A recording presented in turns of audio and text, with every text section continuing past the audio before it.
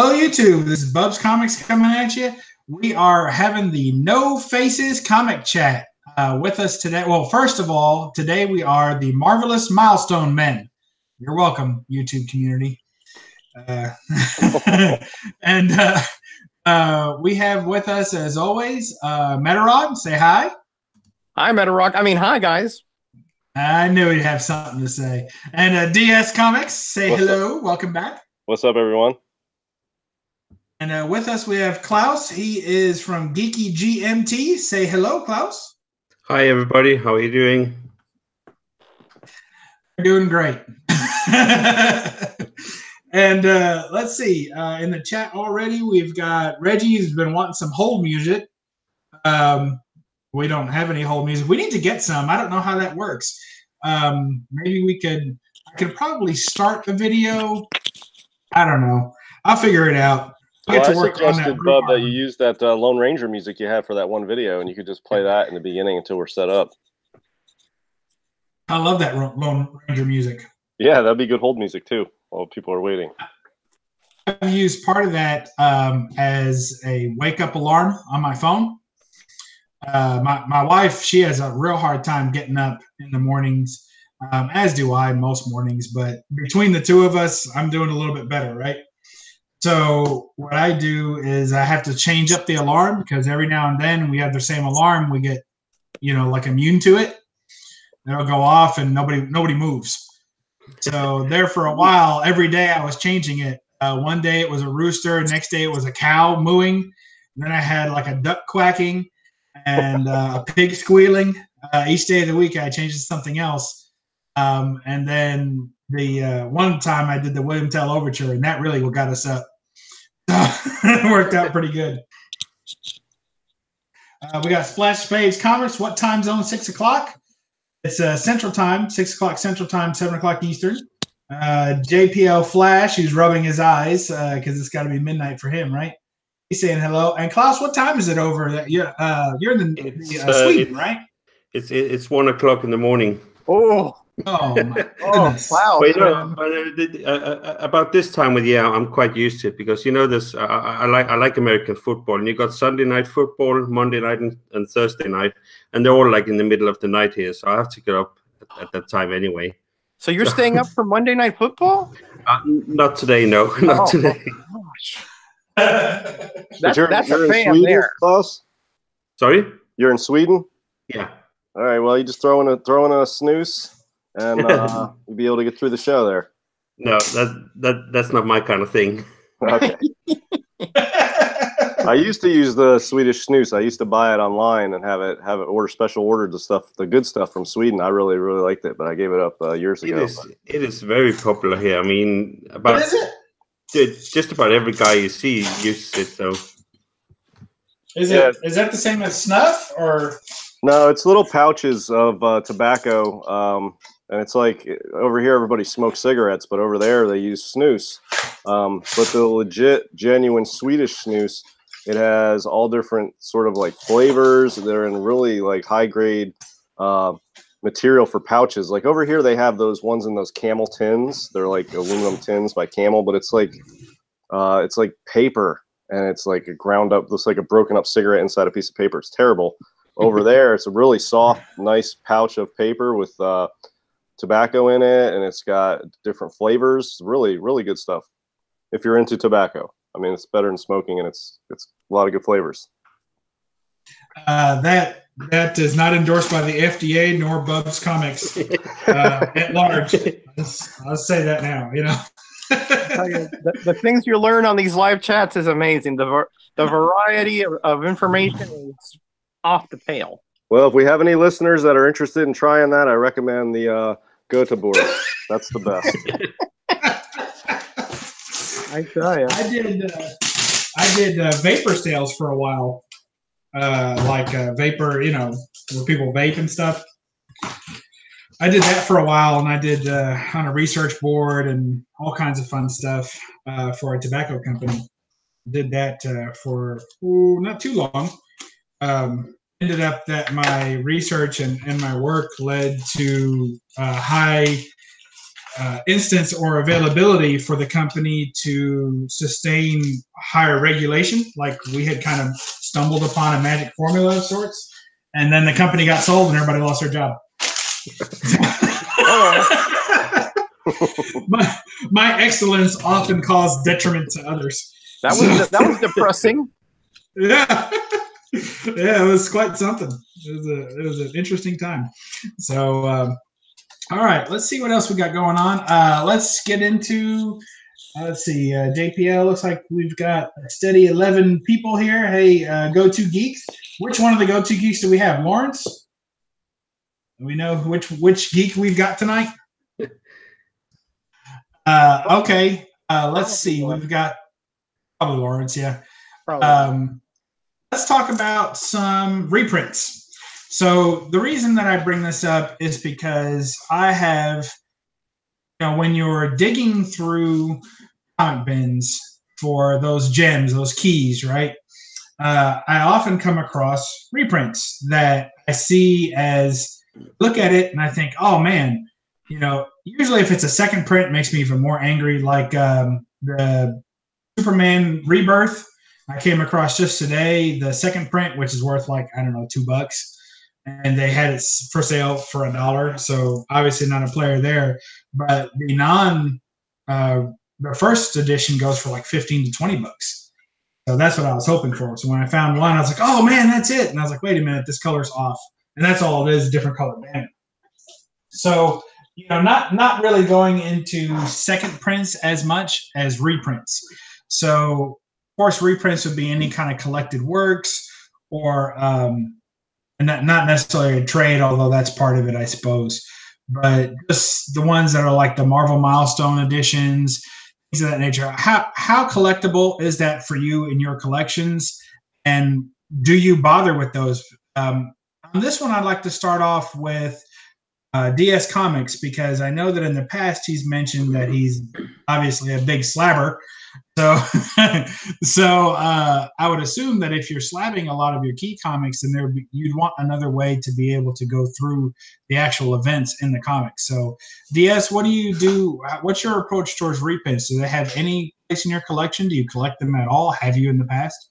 Well, you're right. I slab a lot of books, and for me, I'm one of these non-old schoolers that says that comic books are not for reading. They become so collectible as works of art that I don't read the comic books. I mean, if I buy a raw one, I'll read through it once, but I'll get stuff like this. I don't buy like the Marvel Milestones, but I'll buy this. This is a hardcover, and this is collected the Weapon X storyline from Marvel Comics Presents, and it's got number 72 through 84. So that way I can read those, and I have some of those slabbed. And then, nice. I have this whole series. This is Wolverine limited series 1 through 4, but I just bought the hardcover, and this is just a recent edition. It's, I bought it $20 or whatever it was. And so I can read that miniseries and don't have to open the comic books. When it comes to Golden Age, I collect a lot of like Golden Age pre-code horror stuff. I'll buy something like this, and this collects, there's 2 volumes, I've got both, and this collects the entire run of the Thing. I have all the comics in this run, but they are all slabbed, not to be read, and I'll read them this way. So, I'll do stuff like that. And then I just recently bought this one. This is a collection of Golden Age horror, and it's just a random collection of stuff. It's not any particular title, but it's just got a lot of cool stuff in there. So that's what I collect. Huh? I love that cover. Do you know who's the artist on that? That's fantastic. It is. I'm not sure. It's like a close-up snapshot of a pre-code horror panel. Really don't know. It probably says in here who's the cover, but I mean, even the inside, it's got this is sort of like a redo of that cover, because that is what this is Weird Tales of the Future number 2 or 2 or 3. I can't remember. But obviously, she's not black and white on the original, but that's just a little artistic license they took with it. Another, just brand new, it's sort of an homage to Weird Mysteries, number 4, number 5, 4, I think. And then it's just got reprints in here from just different pre-code horror books. Well, you probably recognize that one. This is... Oh, I can't remember reading Adventures into the Unknown. I can't remember what number. This is one of those 3D ones. So this is how I read. These are the reprints I buy, basically in book form. But I'll tell you, I see people buying Marvel Milestones, like graded CGC 9.8, signed by Stan Lee with the yellow label, of like AF-15 or any of those. If they're signed by Stan Lee, people are paying several $100s for those. So, you know, I always consider those are good to pick up if you just want to have a reader copy of a book that you don't want to crack open because it's valuable. But those seem to be picking up in value themselves. I personally don't think they're going to hold value over time. But, you know, well, I think right now there's sort of a novelty to them. Reprints previously were never really that valuable. They've only recently sort of spiked in price, and it's because a lot of people are getting them slabbed. A lot of people are getting them signed, especially by Stan Lee, and his signature has gone through the roof. But like anything else, it's supply and demand. I think the demand is peaked right now, and I don't see that demand holding up. It's never been like that before for reprints, and it's like it's at an all-time high demand for these high-grade signed reprints right now. But you know, once Stan Lee is gone, God bless him, he's one, you know, the greatest comic market maker ever in the history of comics. When he's gone one day, people are still going to want his signature, but there's so much Stan Lee signed stuff out there. I mean, there's millions and millions of books signed by him that I think if people are paying, you know, several $100s for signed reprints, Marvel Milestone books signed by Stan Lee today, I don't think that's a good investment. It seems to be a novelty that's just like a now thing. I don't think it's going to last, but reprints are great to read books that you don't want to crack open the actual book. So I'm all in favor of it. I just generally buy hardcovers or books with collections and just read them through that way. I don't know. That's different. I'll take a back seat and I'll wait for some more responses because I have a couple of things to say to that. But I really want to hear what Roger has to say about this too, because I know that he's a big second print collector and third print and multiple prints collectors, and I know that he has some reprints. So tell us your thoughts on the reprints, because you have so many of the originals.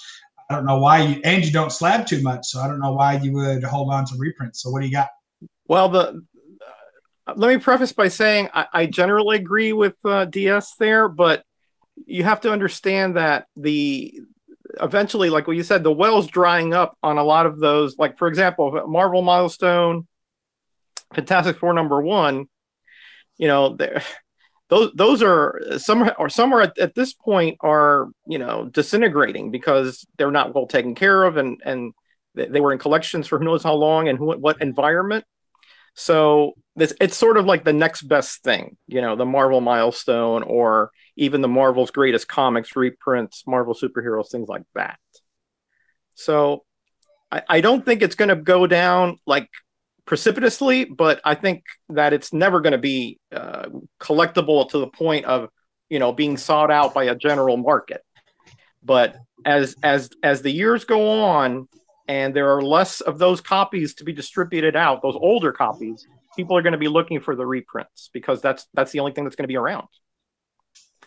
So, but I generally do agree with DS that it's not going to be something that's going to be like blockbuster. It's just going to be a steady climb, if anything. I really don't.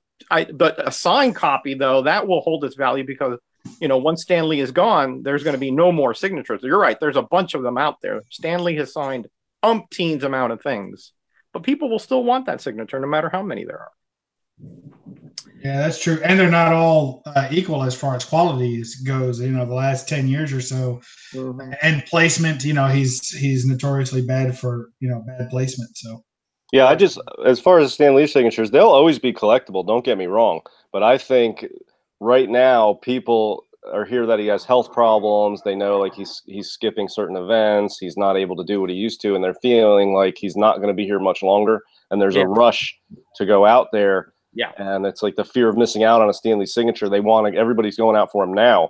They will hold value, but right now the prices on Stan Lee signatures are through the roof. It's got to be an all-time high on his signatures, signed books. they will always have value and they will always be collectible, but I don't think they will be as much so as they are today. I think this is where we're at's the peak. People are probably just overpaying for them now just to get them. Mm-hmm. Yeah, I agree with that. There is that fear that he will no longer be with us, so they're trying to get it in as quickly as possible. And you're right, but I don't think it's going to be like I don't think it's going to go down precipitously. It'll plateau at some point, and it'll go up again. But for in the near future, in the next 5-10 years, yeah, they probably will go down a bit. And I just don't see, like, if the point of buying a Marvel Milestone, there's a lot of people that buy these reprints because they want to read the book and they can't afford a Fantastic Four #1, so they buy a reprint. There's more than just the Marvel Milestone. There's several Fantastic Four 1 reprints you can buy, or you can get it on the Marvel Digital Service, whatever that's called. But here's how I think of it intrinsically, the value of those books. Most people who want to buy that just to be able to read Fantastic Four #1, they're not trying to buy a collectible. They're just trying to buy the reading of it. And it's not, you're just going to try to get that as cheap as you can. And somebody like me, that if I want to read Fantastic Four #1, I'm not trying to spend a lot of money. I'll buy a beat up copy for $1 is good enough if the reading is the point of it. If the collectability is the point of it, then you will pay up for it. But I don't see, I mean, even the Golden Record reprints of some of these are not, you know, you might expect those to be higher in value, honestly, because those are actually old reprints and they're not even super expensive. I mean, you know, hundreds of dollars for some of these grails. They're not cheap, though. I mean, they're not cheap. That's true. And they are very hard to find also. I mean, as far as rarity goes, they may be as hard to find as an original FF1, because those were not mass produced, those record reprints, those Golden Records. Yeah, I mean, if you look at like a Journey into Mystery 83 Golden Record reprint, like in a near mint range, I mean, that's going to be, you know, a few to several $100s, I think. Probably several thousand if you're talking about at that rate. I mean, I could be wrong. Yes, you know more about value, but I remember seeing one of those like in really good condition go for over $1,000.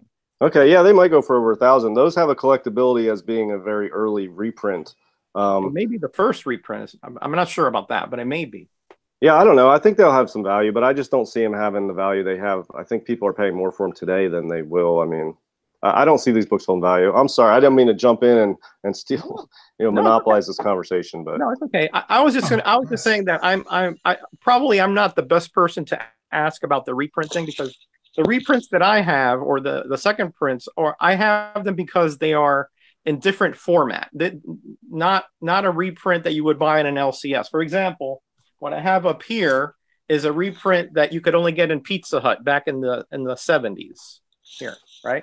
Or this one here, which you could only get in Toys R Us. There are actually 3 issues in here. There's Detective 359, Batman 121, and Detective 38.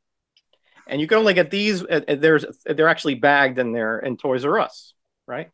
And I have this one over here, which is part of the Shanlon audio series. So, you know, I get reprints that are in unusual formats, not reprints because I want to read because this is the stories. So I may not be the best, example of what a reprint buyer would be.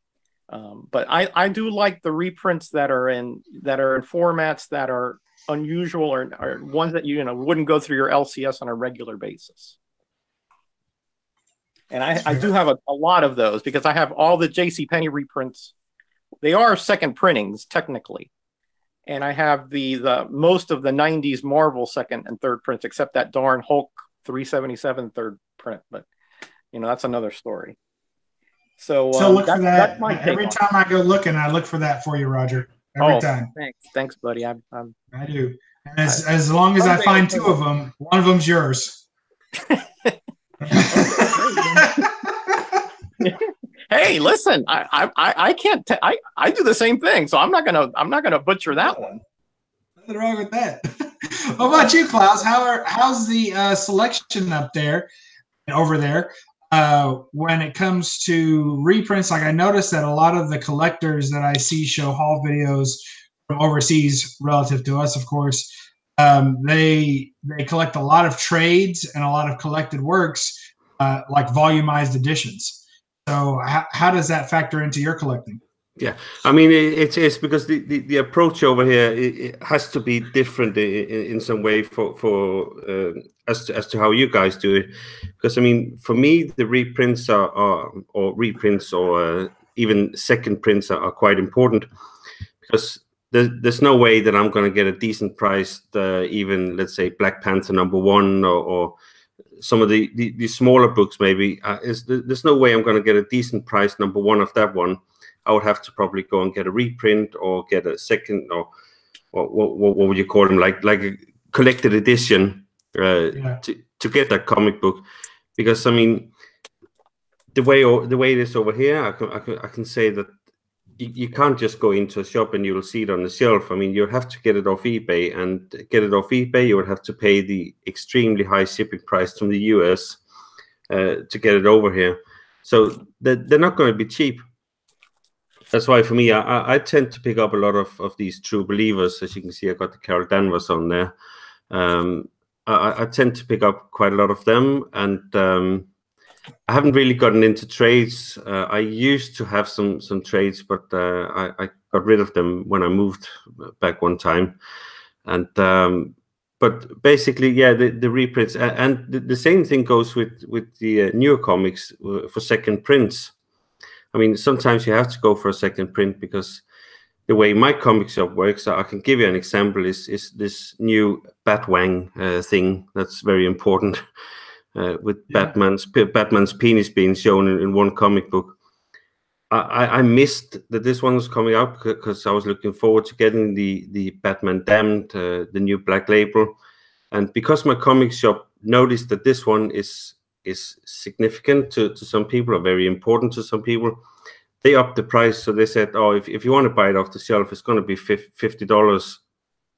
And I was like, there's no way I'm gonna pay that. And he goes, oh, you're gonna have to wait for second print then. So sometimes you have to do it over here, because the shops will just jack up the prices as soon as they know it's important, it's a key issue, or it's got a special cover or something. You have to wait for the second print, because you're not going to be able to buy it straight off the shelf. The shops here do the same thing. I know that DS can testify to how some of the shops just drive the prices crazy, and just as soon as they get a whiff that it's going to be a higher amount, then they just jack up the price on the shelf. Yeah. No, I'm sorry. Go ahead. No, that's okay. Go ahead. No, I was just going to say, when shops do that, I would recommend to anybody, if there's a new comic like that, where it just came out and everybody's rushing out to get it, like this Batman Damned thing. I don't collect new comics, so I'm not interested in getting it. So I haven't even tried, but I know it's a hot item. If anybody's dying to get that, just sit back and chill for a little bit. There's tons of them. When the craze dies down, it'll still be a book you'll have to pay for. But half the people that are buying all these up have plans to get rich off them, and they want to flip them at some point for money, for profit. And they're going to flood the market with these in about 6 months on eBay, and you'll see you'll be able to get these at a reasonable price. And then, down the road, they will determine whether it's a collectible item that holds value over time. But in the short term, like for the, the upcoming 12 months, if you're not able to get that book, it's not a problem. There's going to be tons of them out there. People have bought them all up. They're all going to be kept in good condition. There's a ton of them probably already at CGC getting graded. The market will be flooded with them in about 4 to 6 months. There'll be tons of them on eBay, and the prices will go down as sellers are competing to get rid of these for a profit.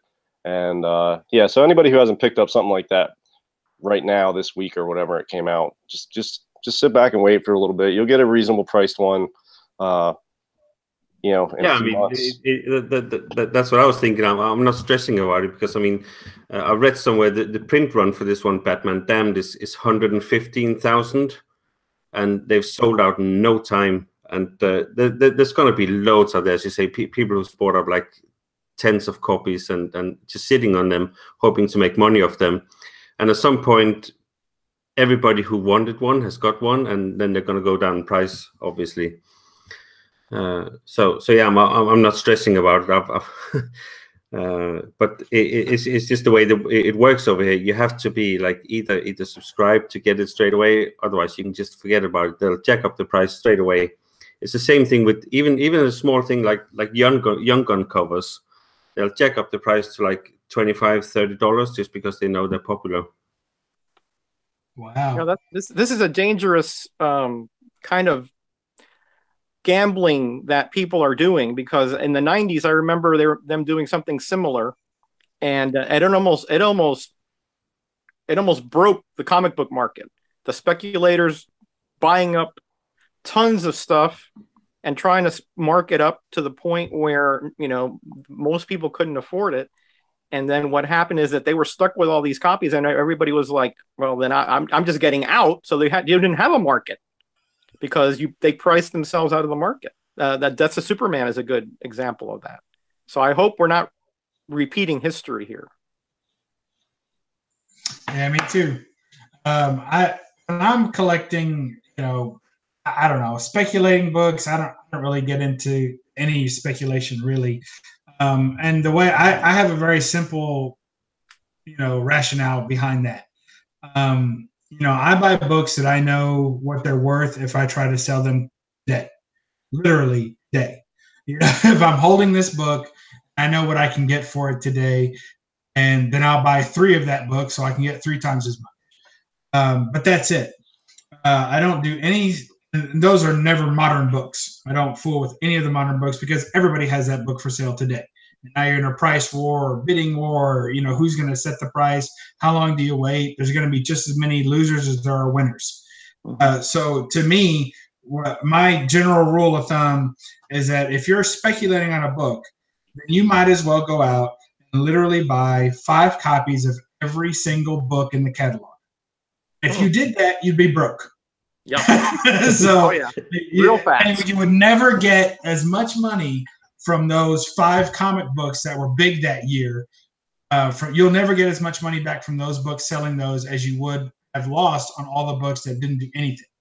And then, as many of the bigger collectors know, storage is also an issue.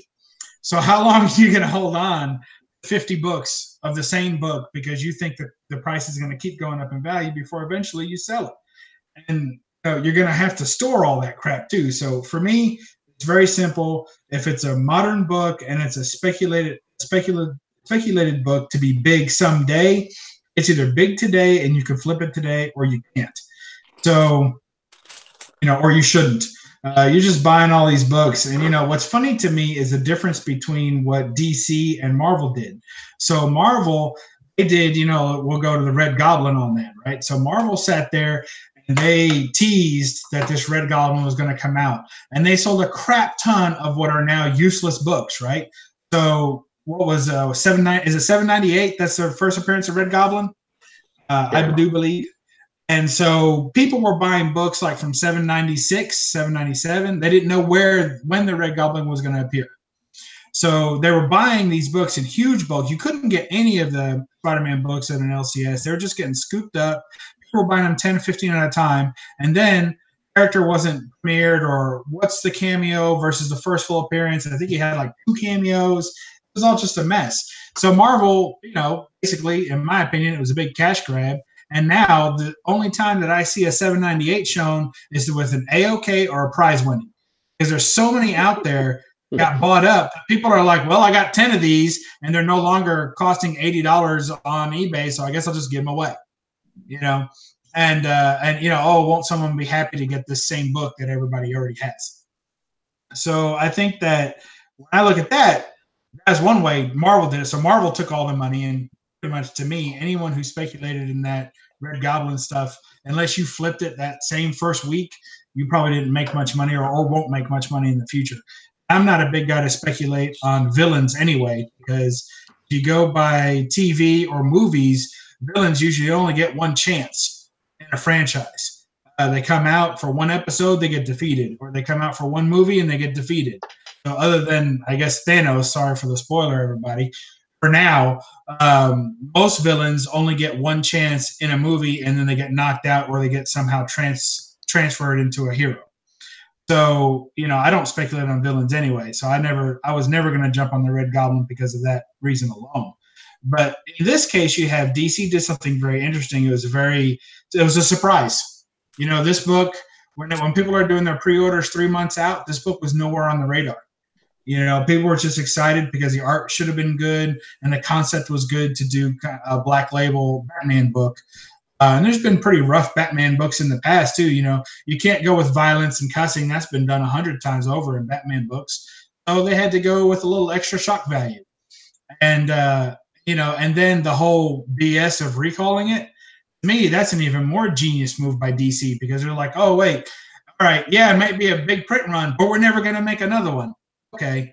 So, you know, so the second print will be different. You know, they're going to recall. How do you recall a sold book? You know, all these books are already sold. They're not recalling it. It's not like people are coming to my house, kicking over a mattress and dragging comics out. You know, at first I hate to see what they found with the mattress. But second, you know, that's not what's going on. You know, people are raiding. No one's DC agents aren't raiding homes to find this book. You know, so a recall on a sold comic is, to me, is just another promotional gimmick. Yeah, it's hype. It's all planned hype. So absolutely, and this is the kind of thing that went on during the '90s too. They would do things like that. You know, they say, "Oh well, there would be a you know a slur, or there would be a beer bottle, or there would be a marijuana cigarette, and such thing." It's all something just to get the audience to focus on a certain title or a certain comic. That's been done for years. Yeah. I feel like Marvel tips their hand purposefully because they think that's the way to make more money. You know, they have a big lead up. It's a huge media blitz. They do everything. And now the issue's finally here, and we're going to have 47 variants. Get them today. You know, and now instead of saying, hey, who has this one book, it's, hey, who got all the variants? Good luck with that, right? With the retailer exclusives, the eBay exclusives, you know, the limited runs of, you know, 1 out of 25 retailer variants, all kinds of crap like that. The incentive variants, and then just the regular line of variants. Didn't they do a Spider-Man some time back that had like 600 variants, like one per store or something? Yeah. Amazing Spider-Man 800, they did it. And that just came out, what, last month or so? Or maybe they had one variant. Every store had a variant? A lot of stores had variants for 800. There were loads of variants for that one. Because I remember somebody collecting all. It wasn't that issue, but it was. I want to say it was like 666 or something, and every store had, like, you know, it was, you know, Midtown. It was, you know, Sunshine, and somebody actually had all the store variants. That's very tough. There were. Yeah, I mean, you just on shipping, you're talking about thousands of dollars. Yeah, that's amazing. Of course, that's not what it's made for. You know, that's just somebody who's really focused on getting every single variant edition in the whole bit. Even I'm not that crazy. Well, I think that it was an amazing play by DC to go up against the standard Marvel run, which would be, you know, what do we have this week? The Return of Wolverine, right? Mm-hmm. So how is DC going to battle the Return of Wolverine?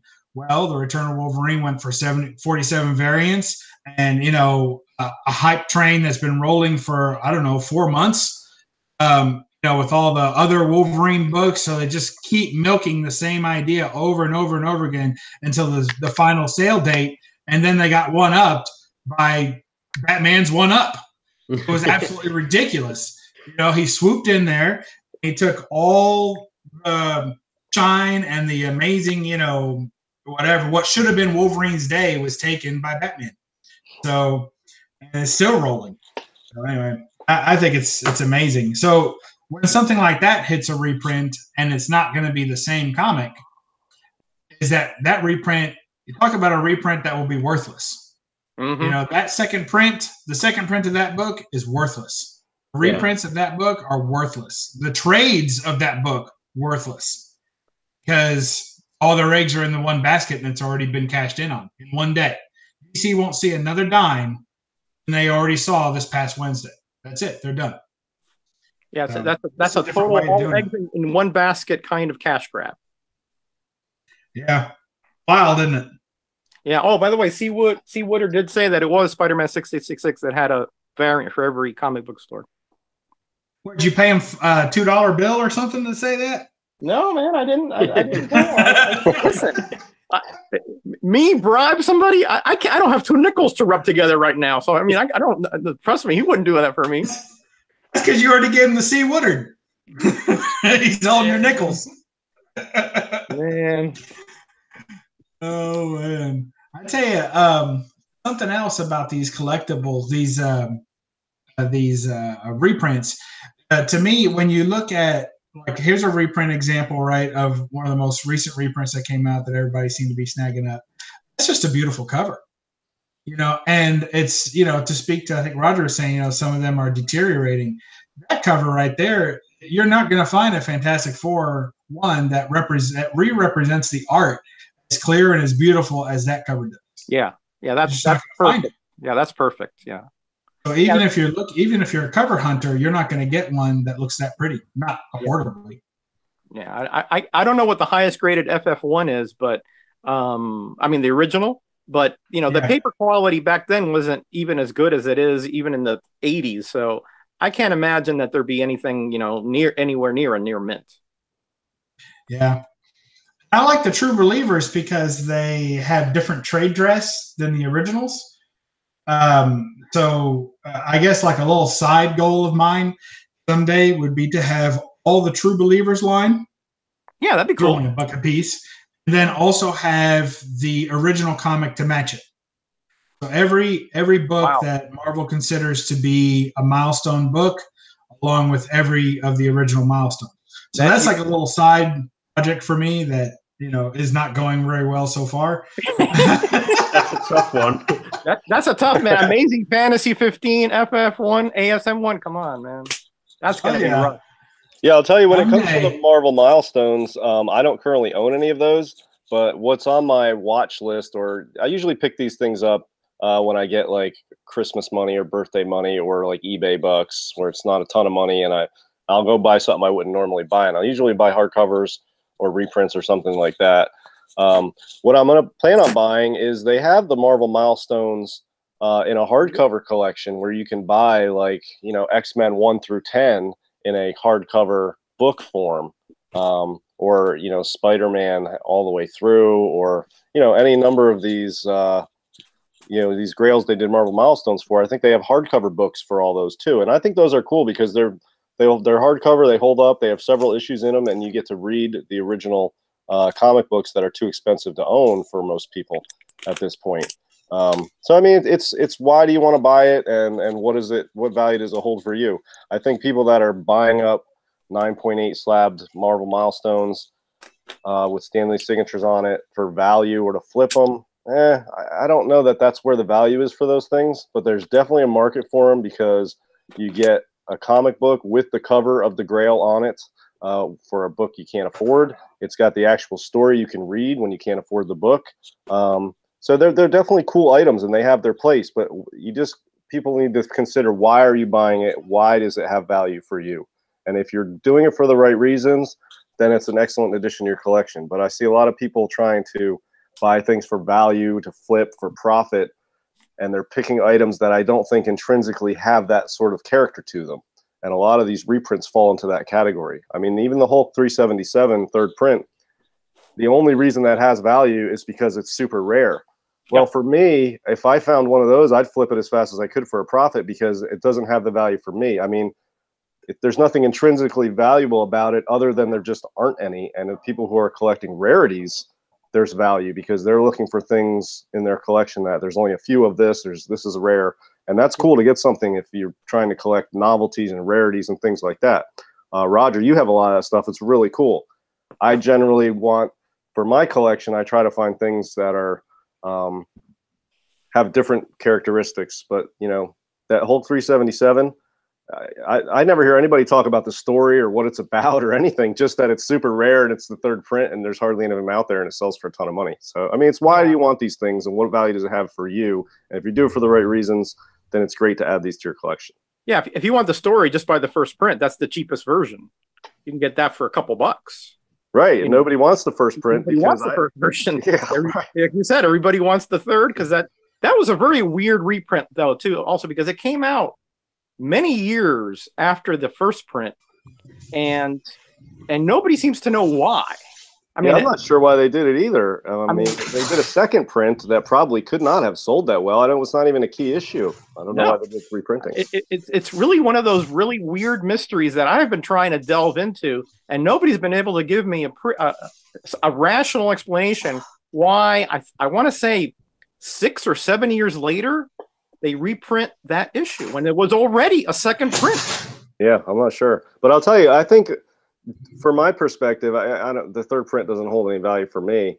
But the cover on that, I think, it's a really kick-ass cover for a Hulk fan. I really dig that cover. I would just, for me, I would just go pick up a first print in a good near mint shape for a reasonable price, because it's got a really cool cover. I know the background color is different on each printing, and the third print's super expensive because it's rare, but I just think it's a cool cover, and I would buy it for the cover, and I would just buy a first print because I think the cover's kick-ass anyway.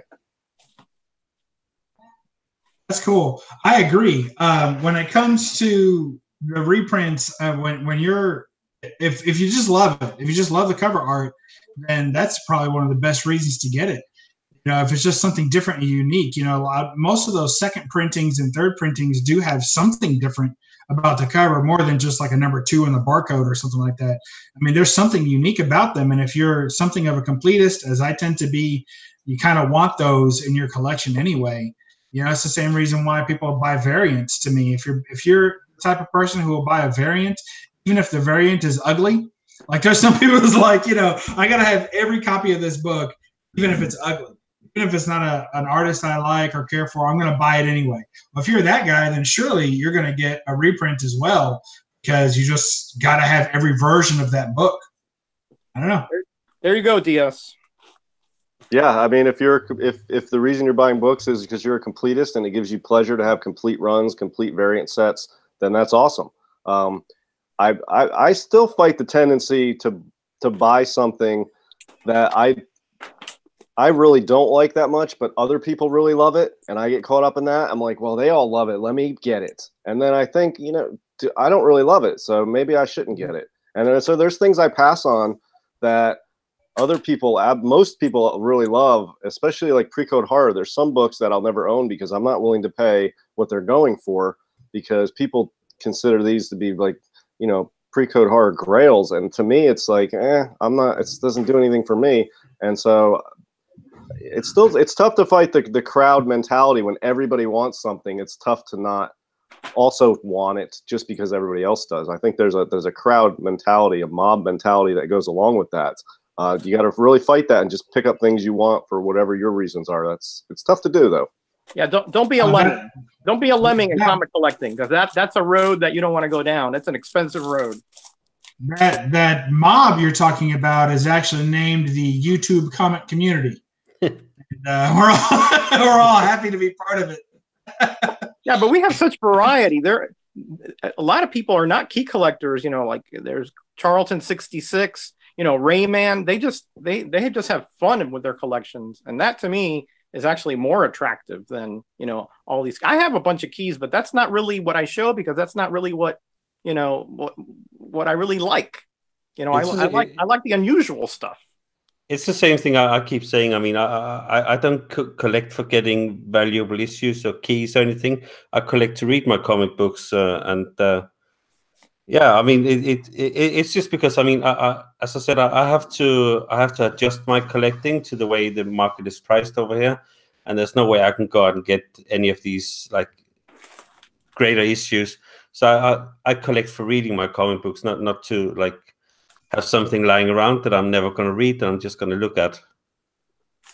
Yeah, I'm with you. It's like, I get sucked into it. I bought this comic, and you know, I like it, but I gotta tell you, it's not.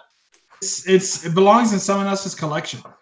You know, it's a what I can tell near mint copy of Amazing Spider-Man 252, and I gotta tell you, I can't wait to get rid of this book. I mean, it does nothing for me. I was happy when I got it because I got a great deal on it. It was it's a cool looking book.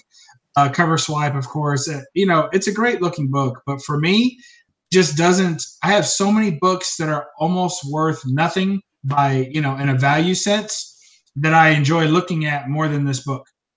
So that tells me that I should sell it and get it in the hands of a collector who's going to appreciate it more than me, because this is one of those books that I picked up because I've seen it in other people's videos and other people get really excited. And I guess I felt like if I bought it, I would have that same feeling. I didn't.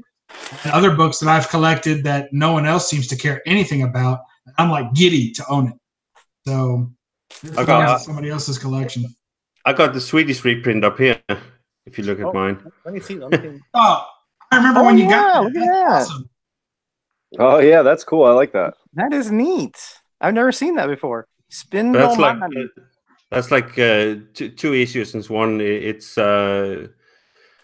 some Peter Parker issue number 90 or something, and then it's the 252. Okay, so two Black Costume appearances there. Yeah. Yeah, but and 90 is only the last panel, but it's there. Yeah, so Klaus, you're saying that book you're showing has inside it the ASM 252 and the Spectacular 90 inside there? Yeah.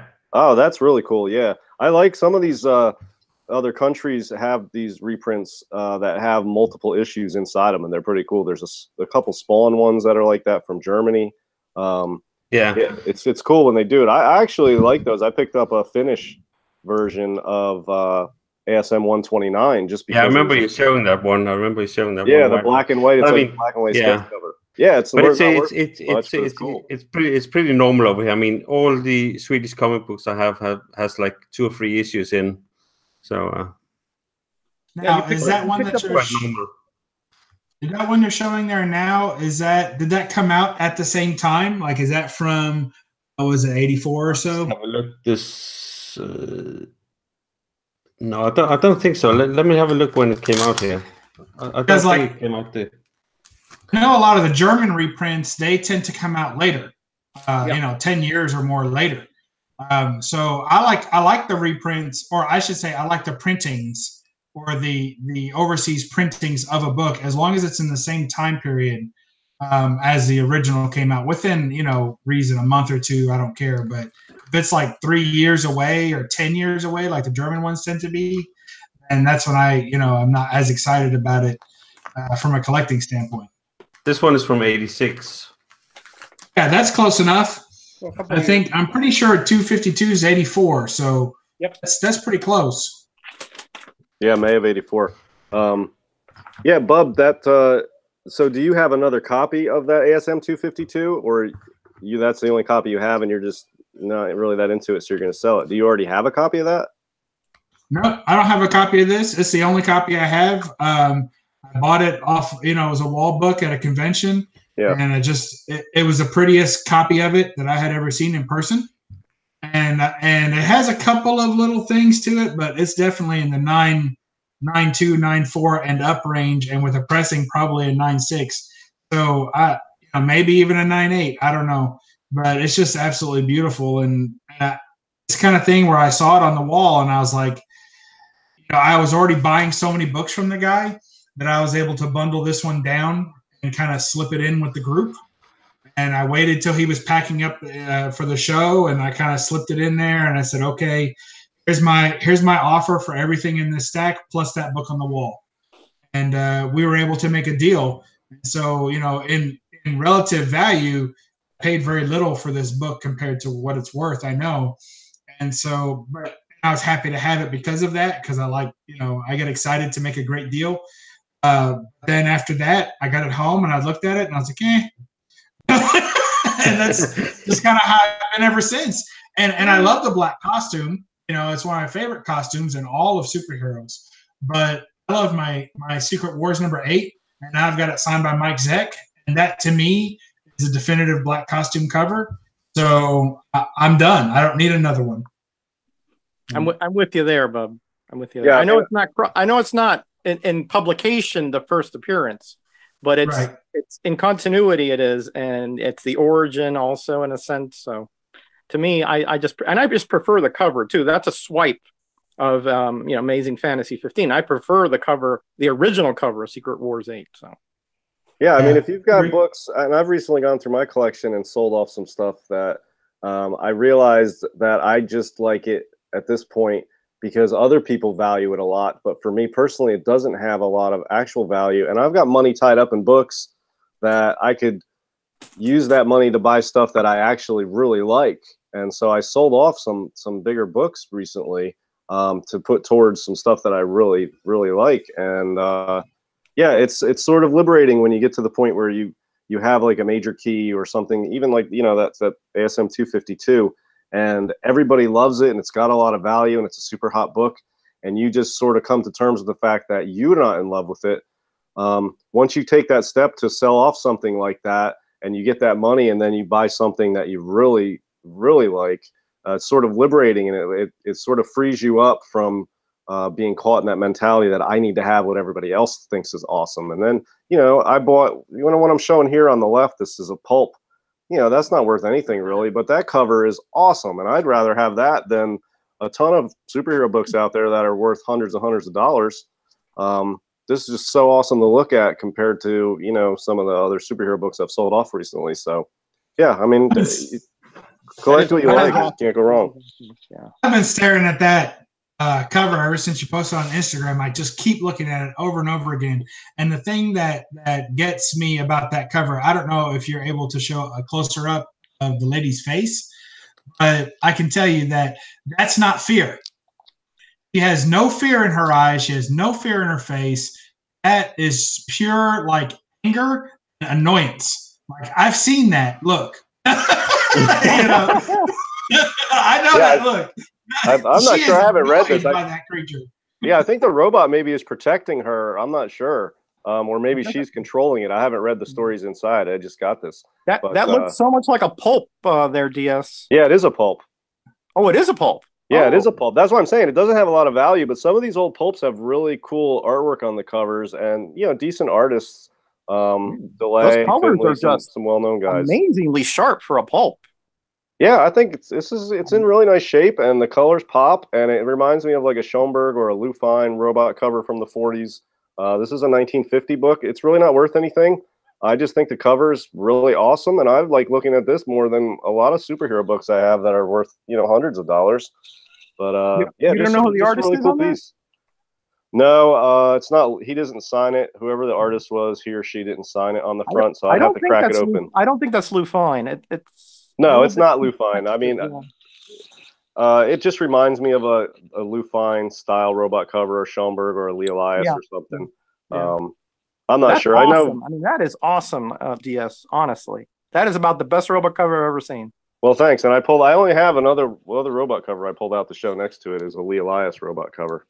So I just threw these up here for today. Oh, yeah. Elias was great at those, man. He was really great. That's good stuff. Thanks for sharing that. I'm sorry to kind of derail it on that, but I just absolutely love that book. It's absolutely beautiful. I'm with you. So, okay, let's talk just real quickly about methodologies on the hunt. And really, if you guys haven't noticed, most of the time, my job here on the No Faces Comic Chat is just to come up with questions I would like to ask someone smarter than myself, or more knowledgeable in comics than myself, or more seasoned than myself. And that's why I have DS Comics and Roger on here all the time, because I find their knowledge to be just fantastic, and I feel like I learn something from both of them every time I watch one of their videos or I speak to them. And I'd like to have a special guest. Thanks again, Klaus, for being our special guest today. Thank you. And Thanks for having me. Thank you, man.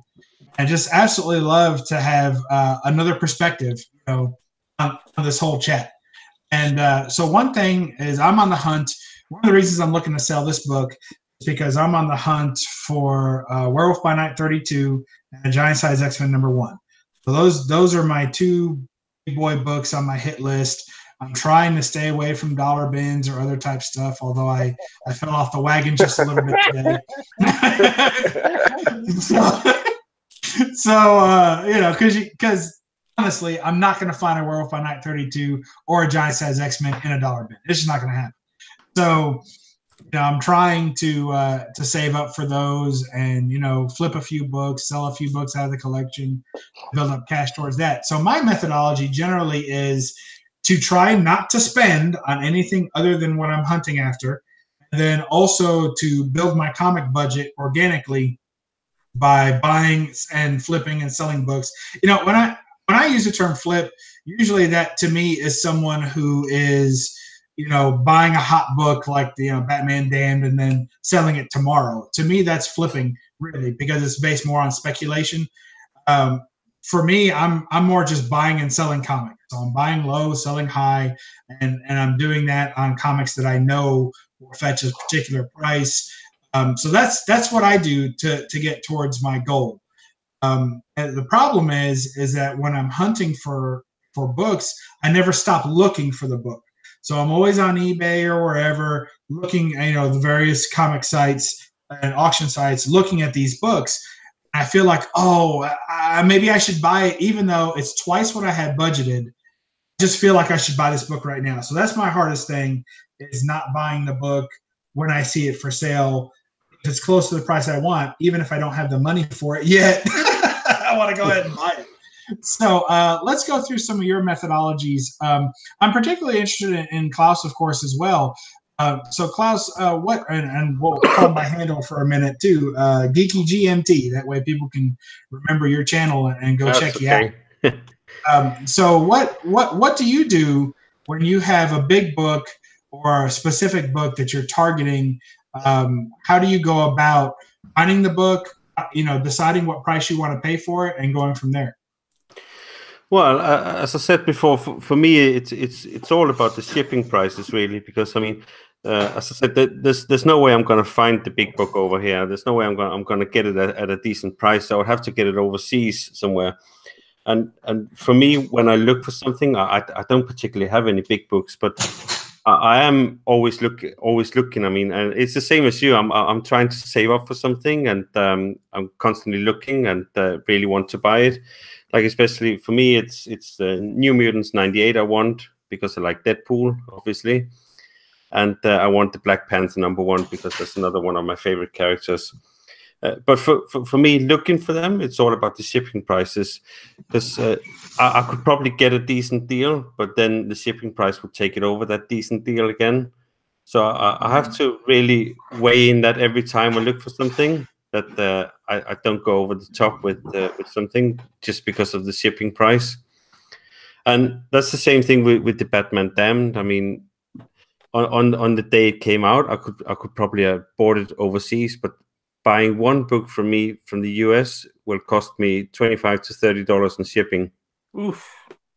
Wow. So I mean, there's no point in doing that.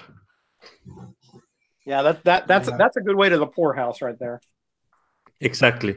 So for me, the way I shop comics is I go through the previews every time, and I put an order in for the comics I want, because then I know I'll get them at the normal shop price. I'll even get a small discount from my local comic shop when I pre-order them. But sometimes I miss some, like the Batman one. I missed it, and yeah, I mean, that's just the way it is. I mean, but as I said, we don't have the same market over here. I have 2 comic shops in Stockholm, and it's the same guy that's involved in both of them, so they're kind of priced the same way. And Monopoly. Yeah, exactly. Well, one of them is all the new issues coming out every week, and he's got like some back issues, but only like if you go like 3-4 years back, maybe. And then you have another one called House of Heroes, and they do the back issues, like older Spider-Man, older X-Men comics, and all that kind of thing. But they're priced after that as well. I mean, you can't get a book, even if it's a dollar bin book in the US, you can't get a book over under $5 in that shop.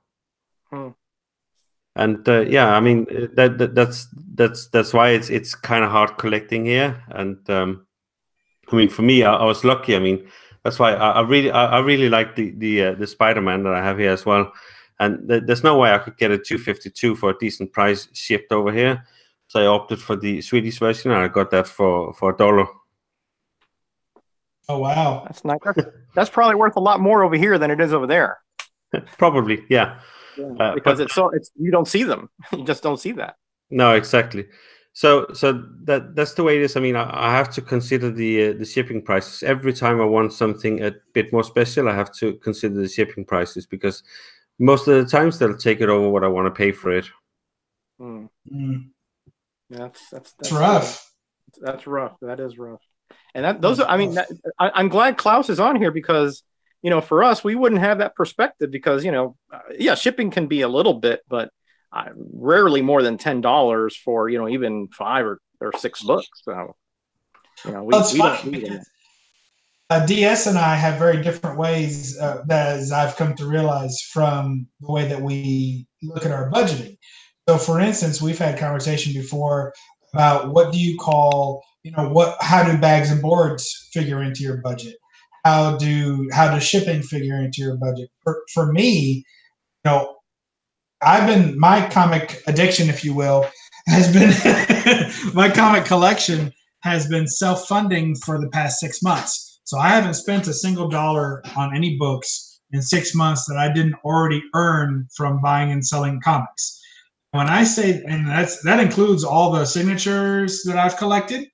In other words, like when I paid Neil Adams $50 for his signature on my Tomb of Dracula 1, then that came out of that same budget. The same thing goes for bags, boards, any and all comic supplies. If I need boxes, even right down to painter's tape, everything comes out of that same budget. Just to make sure, you know, that it's all. So for me, I agree with you, Klaus. For me, everything that's involved with the purchase of that book, including shipping, has to be factored in as is that what I'm willing to pay for the book. I mean, DS Comics, he just robs places. I think he goes in a black mask and he just knocks over because he doesn't count that stuff in his budget, right? DS, you don't count that. No, I mean, I look at my collection, you know, a little different than some people. For me, when somebody asks, you know, what's your hobbies? I say I collect art. I don't say I'm a comic book collector, and it hasn't anything to do with the stigma or what people think of comic book collecting. I don't really care about that, but to me, this is an art collection. I collect art. It's comic book art, and I curate that collection. So the curating of the collection is separate from the collection itself. So I have money I put into the collection to buying pieces of art, but then I curate my collection, and that's just separate expenses. That's just an ongoing bags, boards, you know, anything, boxes, any supplies for you know, maintaining the collection in good condition is just separate. I just spend that as I have it and as I need it. If I need more bags and boards, I just buy some. But then for the books, I don't buy that many books anymore, so I'll save up and I'll flip books here and there, but I'll save up and I'll buy a bigger book once every couple months, and I'll spend a good amount of money on it, and it's money that I've saved up.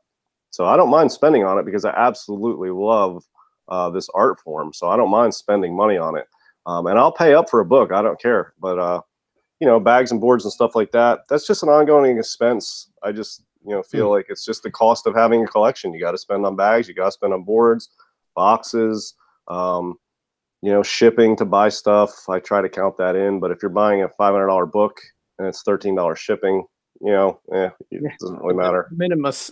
No, but I mean, just as an example, how much is, if you get standard bags and boards in the US, how much is it for 100 bags and boards together? Yeah, honestly, if you're buying them, yeah, go ahead. I was gonna say, I honestly don't even know what they cost because it's cheap enough that it's like when I need them, you know, all right, I need boards. Yeah. It's not like, can I afford it or do I want to spend it? When I need boards, I just go on Amazon.com and I order boards, and I don't even know what they are, but it's minimal for me. But Bub probably knows the exact cost of them because it comes out of his comic budget.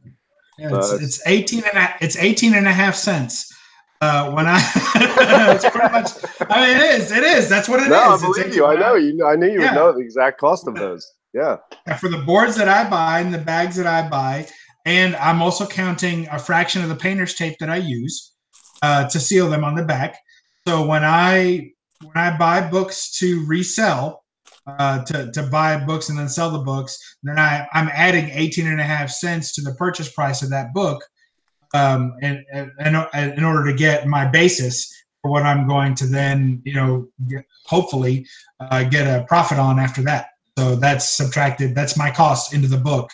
I add another 18 and a half cents. That's standard overhead.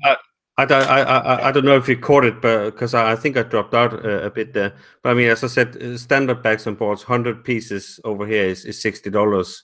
Ooh. Oh my gosh! Wow, that's expensive. Yeah, that's Wait, $60 US or 60 Yeah. whatever dollars you have? Krona? $60 US. Oh wow! Yeah, if it was like that over here, that would Wow, be man. more of a major expense. But I think we get 100 boards for maybe like $10 or something like that, $13. Yeah, exactly. And if you have Amazon Prime, you usually get free shipping. I mean, it's minimal. So you can bag and board 100 comic books for, 25 cents a book. So it's a minimal expense here. That's not gonna happen here. Yeah, and if you buy in bulk, it's even cheaper than that. So, like somebody bought 1,000. I was seeing on one of the boards, somebody bought 1,000 and it came out to like $12 per 100. Yeah, you I can mean do that's a fair price. Definitely, that's a fair price. I would pay that any day. But I mean, again, that's what I say. You have to consider that every time you're buying bigger things. You have to consider, well, what's the other things going to cost me? Mm-hmm. Now, is that if you buy them at your local, shop, or is that everything has to be ordered? I mean, ordering it, that's not going to happen. That's not going to happen. Even ordering them from the UK, which is usually a lot cheaper, it'll set me back about $10 to $15 in shipping on top of it. Wow. Jeez. Yeah, I mean, it's a totally different, when you have to pay that much for shipping and supplies, that adds a whole new element to it that over here in the States, it's not something we've even considered that some of these collectors in other countries have to deal with, but that's really exorbitant prices to be paying. That's a good chunk of change. You can buy a lot of books with the money that is costing for bags and boards and shipping. That's probably why you don't have a whole lot of collectors over there. It's just it's financially and not feasible. No, I mean that's why. I mean the secondary market for especially US comics over here is tough, because I mean the ones you get that has US comics, they know what they're worth as well. They know that they have a decent price to them. So you can't go out and make a great deal. You can't go out and buy a bigger collection, like for instance Silver Age Dave does and stuff like that. You can't go out and buy a bigger collection, because that person will go, well, that one is $50, that one is $100, and so you can't go out and get a bigger collection and think that you're going to make a good deal on it, because that person will know what it's worth. Wow, that's wild. I really thank you for sharing that, because it brings it all into perspective. Yeah, I mean, not a lot of people overseas think about this, because I mean, you guys, you're quite used to, you can just go into your LCS and you can get like you got the dollar bins and you got the 50-cent bins, you got cheap bags and boards, and you can go. I mean, you got what's it called, where you go and look for bigger collections, and you like find people online and buy bigger collections, and you have someone who's got like 500 comic books from when they were a kid, and you can get them at a decent price. That's not going to happen here, because I mean, those people doesn't exist. Wow. Right. Unless you're a collector, and then you'll know the worth of, or you'll know the price of your comic books if you're a collector. Yeah. It's wild. We can't complain too much then, I guess. But we will anyway. Yeah, we will. Of course we will. So, speaking of which, Roger, how do you hunt down the big books? I know. Well, but I know that you hit the yard sales pretty hard and hope to strike gold. So when you have a book on your list that's high, regardless of the value, someone else might place on it, you have a number that you're willing to spend, I'm sure, on a book that you want. So how do you determine that, and then how do you go out and get it? Well, that's true, but there are very few books that right now. There's only two: Marvel Spotlight 5, Ghost Rider 1. Those are the only two bigger books that I'm currently after, because I want to finish the Ghost Rider appearances that I got stolen from me, right? So I want to get a Ghost Rider 5 for under $100. And I want to get a Ghost Rider 1 for under $75, which is next to impossible. But that is what I set, and that's what I'm going to stick to.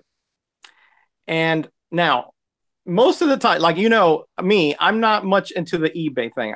I just got my last Master Kung Fu with Marvel Special Marvel Edition 16. I just got it, so I got my complete Master Kung Fu now, right? And the thing was in a fire. The edges are singed off. All right. I'm not going to bring it out because I'm afraid the thing's going to fall apart. But it is readable. I mean, you know, the story is intact in the whole bit. So, you know, me and I'm snake bit when it comes to eBay. I can't catch a break. All right. So I'm not going to get it off eBay unless somebody else gets it and sends it to me. So I'm going to have to find some other way of sourcing that. But most of the time, like you, Bub, I zero sum my collection for except for the 30-cent price variant has all been either my labor or free. Because I volunteered. I worked in a comic book shop and they paid me in credit for many, many summers. And a lot of my stuff, including my Werewolf by Night 32, came from that. You know, of course, back then I got it out of the 50-cent bin. But that was 1984, I want to say, something like that. Yeah. But most of the time when I go out and I get comics, you know, I don't just get comics. I get like my video games, I get my yo-yos, I get, you know, antiques, and then I sell those to fund my comics addiction. So, by the way, shout out to Comics Addiction who was in the chat here. Yeah. Shout out. And that's the way I zero sum things. You know, like right now, I picked up a whole big lot of video game stuff for like $5 a piece. The guy just was moving; he wanted to get rid of them, and I'm going to make several hundred there, and that's going to go to my Ghost Rider fund. So that's the way I fund most of my comics. We're pretty close on that, aren't we? Yeah. Yeah, Bub, I think you and Roger are pretty close on your styles of collecting, and I think it's awesome that you're able to put together collections almost without spending any money. I mean, your effort of working to generate profits and cash and just finding things and working to get it done, but you're not putting a lot of outlay of cash. It's really respectable the way you do that.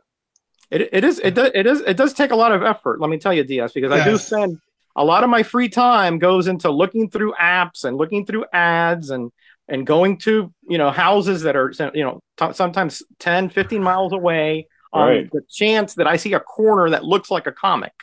Right. You know, yeah. So there is a lot, and 90% of the time it's a dead end, but that 10% you get it's Christmas. I started my comic budget with $25.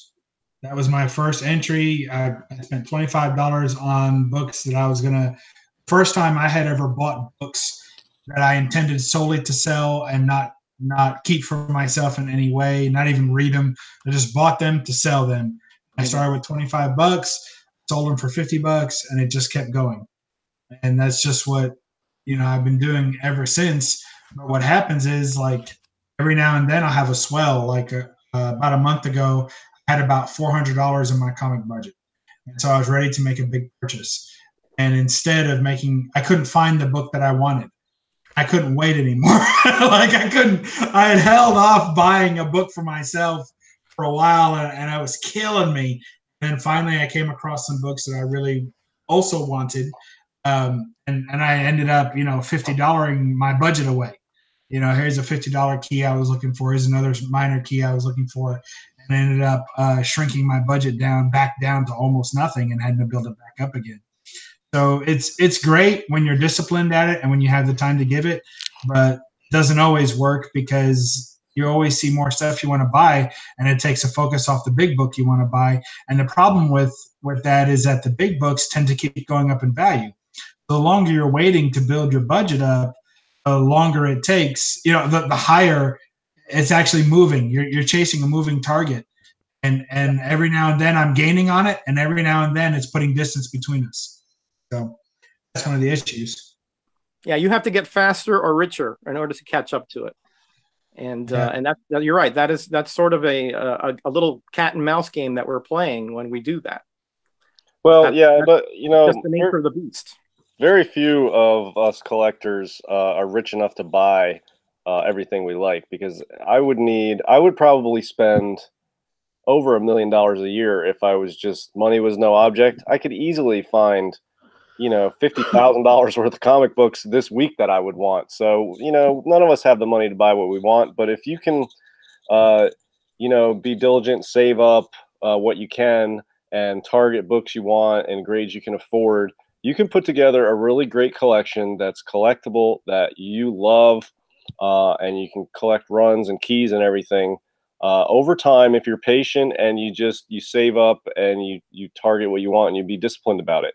And, you know, you don't have to have a lot of money to do that. I don't make any more money than anybody else, but I've picked up some really huge books this year.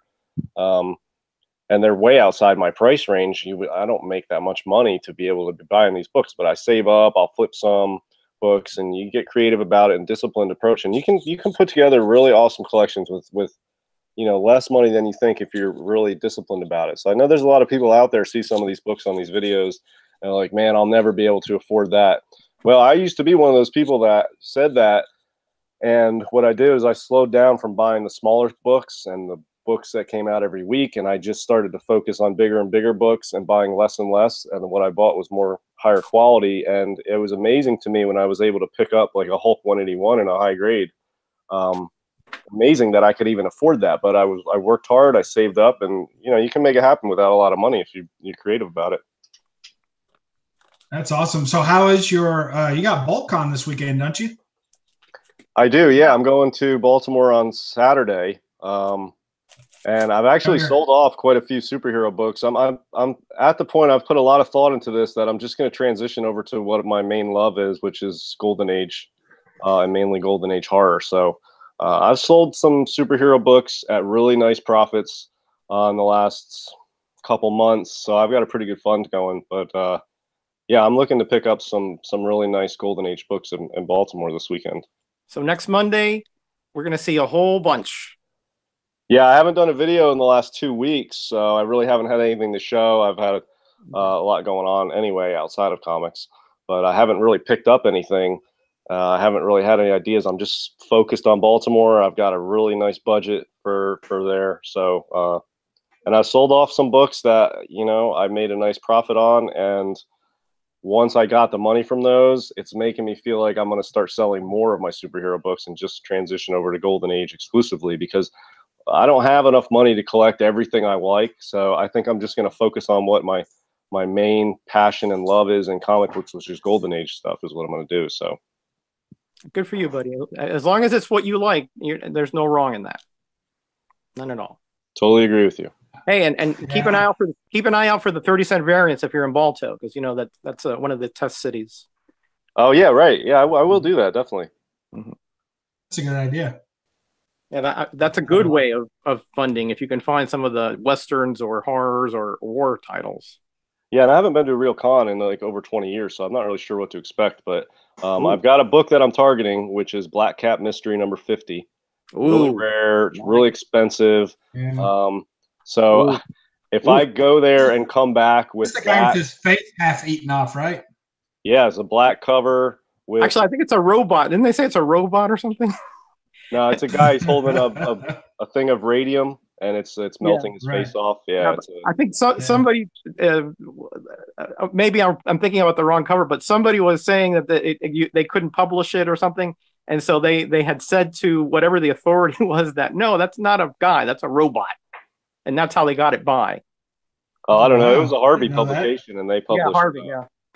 Yeah. They published a couple. Well, they published quite a few pretty gruesome covers, but I'll tell you what, I'll spend my whole budget if I can get a decent presenting, like low grade copy of that, which will be expensive. If I can come home with like a 2.0 or a 2.5 of that book, I'll be ecstatic.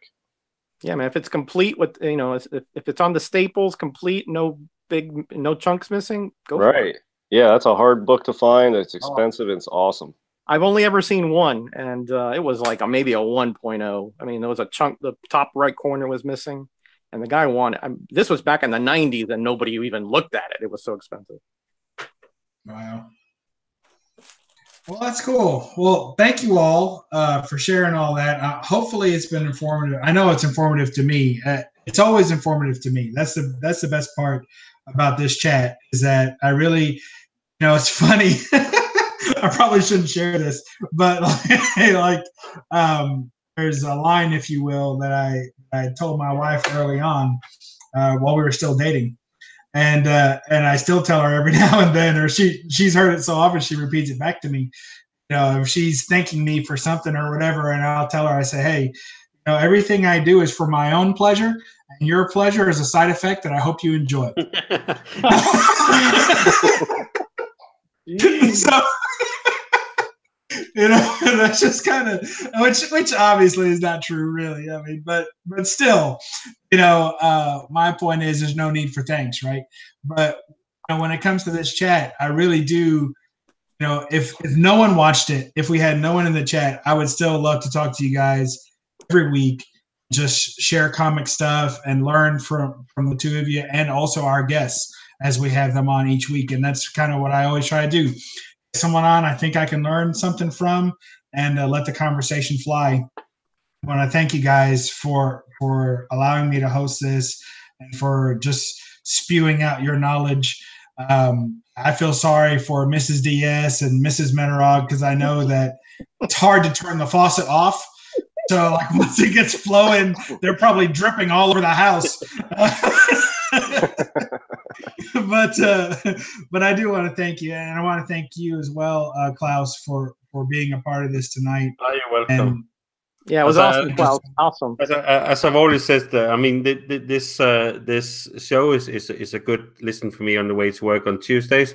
Now I won't have anything to listen tomorrow, but that's another thing. You can listen to yourself. Listen to yourself. That's okay. I could do that. But yeah, I mean, it's been really great, and I always think that I learn a lot from this as well. I mean, because I get to hear how other people think about this collecting thing, and it's quite new to me, and it's very different as you heard now over here. So yeah, it's good to hear this and good to be a part of it. Awesome. I appreciate you joining us, and as always, thank you to Roger and Metarog, and thank you also to DS Comics for joining us again on No Faces Comic Chat. We'll be back next week, even if people don't want us to. We don't care. Because like I said, this is all for my entertainment. And if anyone else gathers any entertainment off this, it's just a side effect. And you're welcome. Thank you.